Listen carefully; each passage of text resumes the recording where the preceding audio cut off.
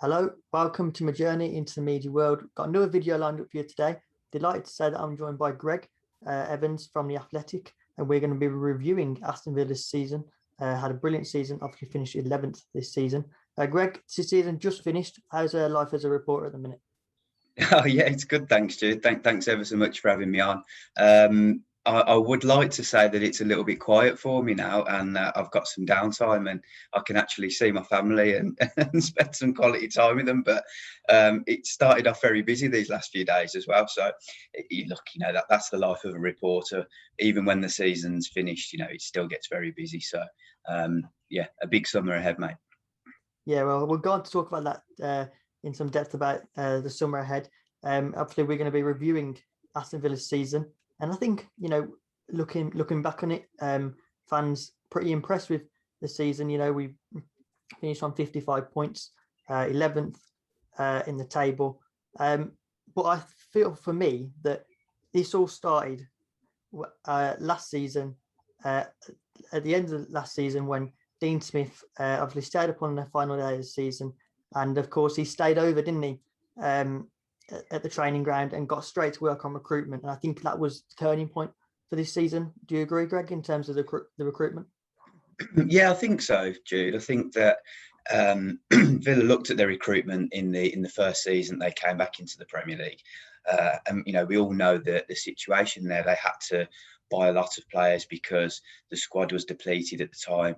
They decided to move on some of the older players or some of the players they didn't feel like were going to be up to it in the Premier League. So it was almost quantity over quality, wasn't it? Because they just needed the numbers. Whereas this summer just gone was a little bit different. They could identify strengths and weaknesses in the squad and then decide, excuse me, where they were going to strengthen. So, yeah, look, I think Emi Martinez coming in was fantastic. They got Matty Cash in early. Ollie Watkins, they blew every other team out of the water to get him on board. Ross Barkley didn't really work out, but I think we can all agree, excuse me, that we were all excited when he first came. And then Bertrand Traore was almost the wild card, wasn't it? Somebody who we'd seen a little bit in the Premier League. We knew that he was a player who could score goals and cause problems, but we didn't know whether he would come actually back to the Premier League and settle in. But I think he's blown hot and cold throughout the season, and I think he's had some really good moments. But I think on the whole, the recruitment's been fantastic, and that was a real key point this season. They needed to get it right, and they did. Yeah, and like you say, some of the sign Martinez for me. I don't know about you, but he's player of the season for me. Who would you say? Player of the season? Yeah, I've ummed and ahed throughout the season. I suppose I probably should have waited until the end of the season before deciding, but I was leaning towards Matt Targett for a while. There were times where I thought Konza deserved it, but no, I agree with you, Martinez. I think just based on the entire season, the way he started the season, saved a penalty against Sheffield United. There were the brilliant games against Wolves, against Man City, where he pulled off some unbelievable saves. And then it was quite fitting, I thought, that he saved that chance from Chilwell against Chelsea right at the end of the season, basically to finish the season the way he started it. So yeah, for me, I think he's been the most consistent, most reliable, and most impressive player. Yeah, I'm a bit gutted that he couldn't break that clean sheet record, but brilliant for him to equal it. You mentioned there a little bit ago about Bertrand Traore, and I think the reason why we've been so successful this year is because of the contribution from the out wide players. I think over the last few seasons, Villa fans have been quick to criticise our wingers for being inconsistent. But you look at the numbers they've produced this season, especially Bertrand Traore and El Ghazi, they've been phenomenal, haven't they? Yeah, I was lucky enough to speak to El Ghazi recently, and I did an interview with him, and he said that he felt like he was in a good place at the moment. He's been put on penalty kicks because of his performances in training. So yeah, he's got 10 goals. I think 5 or 6 of them penalties, are they? Or not quite sure so. the exact numbers, but look, the numbers stack up favourably for him. He's playing with a lot of confidence, and I think Traore has come in and contributed at important times, hasn't he? You know, there are games where he can be a bit frustrating, but I think on the whole season, you know, looking back on it, he's had a relatively good season for the first one back in the Premier League. So that'll bode well for next season. And you know, I know that Villa are looking to try and get another wide player as well to strengthen that area, because Trezeguet, he's going to be out for a while with his knee injury. Yeah, and how integral do you think, you mentioned that Villa splashed the cash on Ollie Watkins? How integral is he now to this Aston Villa side? Yeah, it's incredible, really, because he would have played every minute of this campaign if he didn't get sent off, which was unfortunate for me. And then obviously, you know, he missed those minutes in the game where he was sent off, and then the subsequent game after that. So Dean Smith loves him. You know, he thinks he's the best pressing striker in the Premier League, and he will start next season as Villa's, you know, main man up front. Yeah, I think there will come a stage at some point when Villa will need to sign another striker, but it won't be to replace Ollie Watkins. It will be to sort of, you know, give him a bit more competition.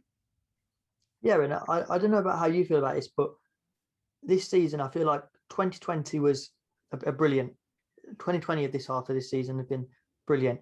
And you know, you only need to look at the results against Liverpool, the 7-2 result against Liverpool, the 3-0 against Arsenal, and you know, the results against big six teams, if that's what you want to call them now. Yeah. But how do you think Dean Smith will view this season? I mean, one word that springs to mind to me is progression, because everyone can see that. But we're not quite there yet, competing at a top six, but it's definitely an improvement. I mean, 20 points better off than last season. Yeah, I think anybody who says it isn't a season of progression, you know, he's crazy, really, because we can all see it. You know, Villa finished in 11th place. That's 6 places higher than last season. And yeah, the points difference is massive. 55 points usually would get you ninth place. So I feel Villa are a little bit unlucky that they haven't actually, you know, finished in the top half of the table, which would be frustrating for them in a way. But they are only 7 points off Tottenham in 7th, which would have got them into Europe this season. So what they'll need to do, they'll need to bridge that gap next season, because the aim will be to get into Europe. But I think Dean Smith will look back at this season and think, yeah, we started really well. Yeah, we finished really well. But there was that little bit in between where we were a little bit inconsistent when Jack Grealish was injured. And we really do need to sort that out now, because Smith would have seen now in 2 of his 3 seasons that when Grealish isn't available, that Villa team can't quite get the results that they manage to when he is fit. You know, the average points this season with Grealish in the team was 1.7, but without him it drops down to 1. So that needs to change next season, because you know, if Villa are to kick on. Yeah, and I mean, only today links are coming out with Emi Buendia, and I'm sure Dean Smith will be quick to look at the transfer targets. Just want to touch on as well this season. You know, you mentioned about Grealish being out and how much we Villa miss him, but also as well we had the COVID outbreak at the start of January. Do you feel the season might have been a little bit different if that COVID outbreak was any different?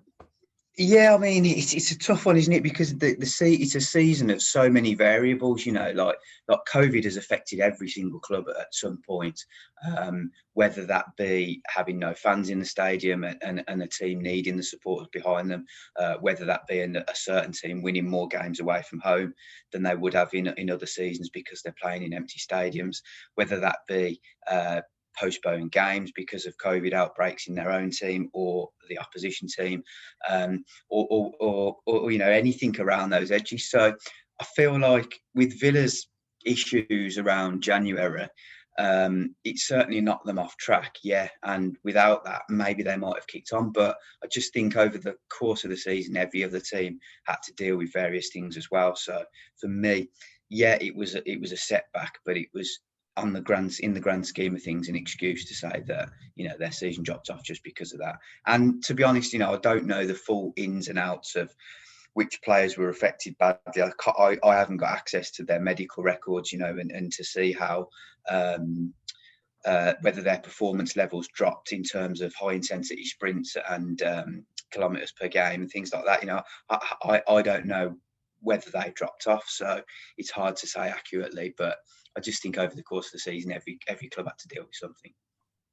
Yeah, and we've sung praises about our recruitment in the summer. But one player that we all had high hopes for was Ross Barkley, and he didn't quite hit the heights. We mentioned about bringing in a player to support Grealish, and I think last summer that was the feel around Villa, that Barkley was that man to support Grealish, but it hasn't quite worked out. Why do you think that was? Obviously, he had that injury that was a big part of Villa's career. Just think he lost a little bit of confidence towards the end. I think that he was playing with a bit of fear, it seemed, and he just looked like a frustrated man in the end. And looking at it, Ross Barkley came to Villa to play every game, to perform well, and to get into the England squad, and he didn't do any of that, unfortunately. He started off very well, then he got the injury, and then he was always trying to catch up when he came back. And he actually, instead of not only just struggling to perform, he actually became a liability for Villa, and he was passing, giving away possession in dangerous positions, and giving opponents, chances that they just shouldn't have had, and then it felt like Dean Smith lost faith with him. And also at the same time, all the supporters are on his back saying, this guy just isn't good enough. Why is this guy playing? Why are we continuing to develop this player when we've got our own players and he's not going to be here next season? And from the turn of the year, really, it just went really sour for him. And there were times where I was feeling a little bit sorry for him, because it's hard to see a player who we know is an exceptional player struggling to produce, the goods. It just looked like he was playing with fear in the end. Yeah, and I mean, this season we've, competed. We finished mid-table, which is what most fans would have maybe predicted at the end of last season. But in a manner that we've done it, by beating the likes of Liverpool 7-2, by competing with Arsenal, doing a double over them, and also getting results against Tottenham and Chelsea, I think that shows how far we've come as a club. But personally for you, I just wanted to ask and get your opinion on something. You've been lucky enough to go to games behind closed doors for the Athletic. How could you call out any player that has been integral to, really getting on the team and really helping the team? I remember you writing an article, I think it was post Wolves away, about Tyrone Mings, and how integral he is in terms of his leadership. Yeah, there are a few things I've noticed really from games behind closed doors. One is that Villa are quite a quiet team anyway. So when Tyrone Mings is playing, he's the dominant voice. He's leading, pulling everybody together, organising. But what's so special about his leadership is that he encourages. He doesn't really get into players and tell them they're doing things wrong. He tries to encourage them, and a lot of his words are positive. So, I think he has a really big impact on that team. I feel like Ezri Konsa's growing into his role a little bit more. He was always a very quiet, sort of reserved character, but now he's getting a bit more physical, a bit more feisty, and John McGinn the same. He's developed into a leader as well. So Jack Grealish is your performance type leader. He isn't the guy to sort of be shouting and screaming and barking orders throughout the game. So Villa have got other players that do that. But I suppose those are my real takeaways, from behind the scenes this year.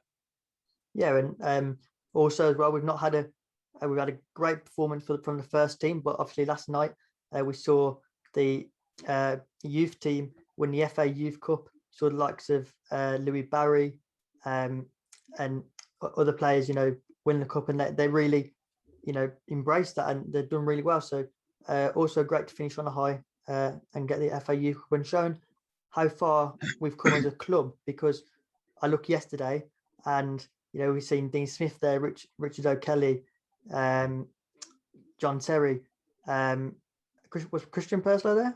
He was, yeah, shouting the lads on throughout the game. So he was really engaged as well. Yeah, so that just shows how far we are becoming as a team, as a club. Yeah. There's a nice culture there, and every time one of the younger players steps up into the first team training sessions, Jack Grealish and Tyrone Mings, they make sure that they feel welcome in the group, which is nice. Dean Smith and John Terry obviously do the same as well. Look, the under 18s have been excellent to watch this year. I've really enjoyed watching them. They've probably been the highlight of the season for me because. Every game I've gone to watch them, they've really entertained and they've typically won the games as well. It's not easy for all of those to come through. We can almost guarantee that not every single one of them will make it. Probably only looking at 3 or 4 at best that will make it and ever play in the first team for Villa. So, it's down to those guys now. Whoever wants it the most, whoever's the most determined and puts in the most effort will get there, because there's a pathway now, as we've seen with Carney Chukwuemeka and Jayden Philogene-Bidace. If these players are good enough, they do get their opportunities now. So, and obviously Jacob Ramsey as well. Yeah, and I think another aspect of it as well, which we've seen, obviously Villa opened their brand new high performance centre, and then again that just goes back to the word that I said at the start: progression as a club. Just finally, Greg, I just want to touch upon 2 things. Firstly, obviously today we've had Gareth Southgate's provisional Euro 2020 squad, although it is in 2021, so don't get that. But 3 Aston Villa players in there: Jack Grealish, Tyrone Mings, and Ollie Watkins. Brilliant to see those 3 in there. And what do you think of the hopes of Ollie Watkins retaining a place for that squad? Yeah, I think it's going to be hard for Ollie to keep his place. I think he might be one of the 4 guys. I think he might be one of the 6 or 7 that are dropped, that are let go. I actually think he's overtaken Dominic Calvert-Lewin, and if it was down to me personally, I'd take him over Calvert-Lewin. But I just feel that Calvert-Lewin might get the edge, and Greenwood, I think, is certainly one that will go as well. So obviously as for the other 2, that'll certainly be in the squad. Grealish and Mings. I think Mings is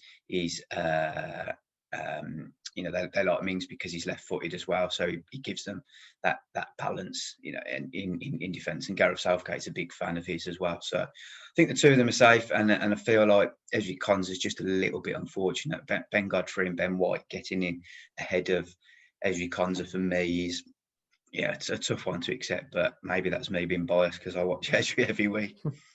Yeah, no, I do agree with you there. I think Ezri's been brilliant, and he's produced some brilliant stats this season, hasn't he?